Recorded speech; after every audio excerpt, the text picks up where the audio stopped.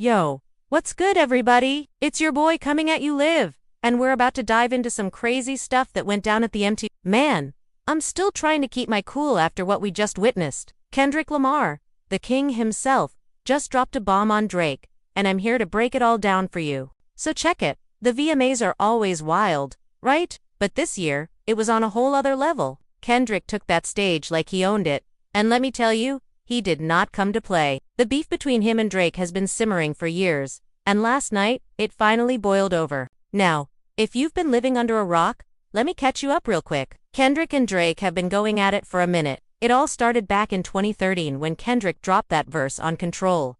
He called out Drake, J. Cole, Big Sean, everybody. Since then, it's been like a chess game, with both of them dropping little jabs here and there. Fans have been eating it up, waiting to see who's gonna make the next move. But yo, last night, Kendrick decided it was time to go all in. The whole hip-hop world has been waiting for this moment, wondering what Kendrick was gonna do after Drake's last pushback. And let me tell you, Kendrick did not disappoint. From the moment he stepped on that stage, you could feel the energy shift. The crowd was on edge, knowing something big was about to go down. And then Kendrick started spitting, and it was like he came out swinging, no holds barred. His lyrics were straight fire, aimed right at Drake's head. He was talking about being the real deal, implying Drake was just fronting. The way he delivered those lines, man, it was cold. You could feel the intensity in every word. Kendrick wasn't just rapping, he was making a statement. And let me tell you about his flow. It was like watching a master at work. The way he weaved those complex rhymes together, it was mind-blowing. His wordplay was on another level. You could tell he'd been cooking this up for a while, just waiting for the right moment to unleash it. But the moment that really got everybody talking, it was when Kendrick dropped that line about Drake's relationship. You know the one I'm talking about? The crowd went nuts. I'm talking phones out, jaws on the floor, people losing their minds. Social media blew up instantly. It was like watching a bomb go off in slow motion. The reactions were wild, y'all. People were going crazy on Twitter, Instagram, everywhere. You had Team Kendrick going off, Team Drake trying to defend their boy. It was like watching a rap battle play out in real time, but on a global scale. This performance? Man, it's gonna go down in history. Kendrick solidified his spot as one of the most powerful voices in hip-hop. This beef with Drake has been a major storyline, but last night, Kendrick took it to a whole new level. So what do y'all think? Was Kendrick out of line? Or did Drake have it coming?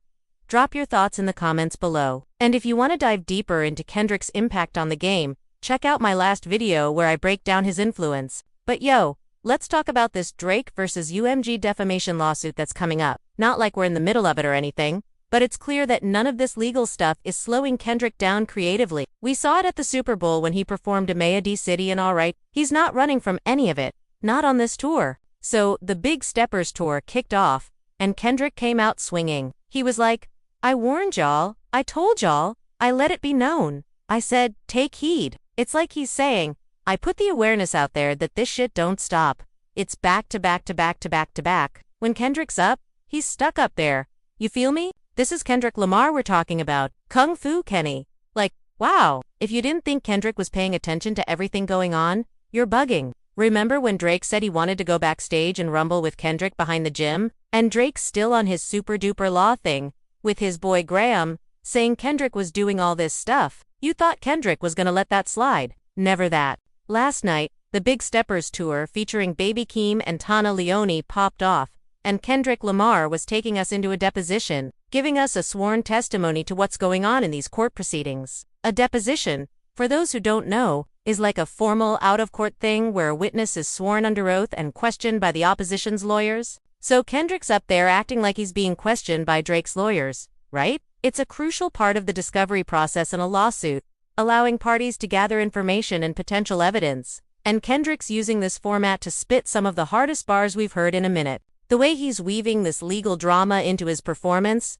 it's genius. He's taking something that could be seen as a distraction and turning it into art. That's what separates Kendrick from the rest.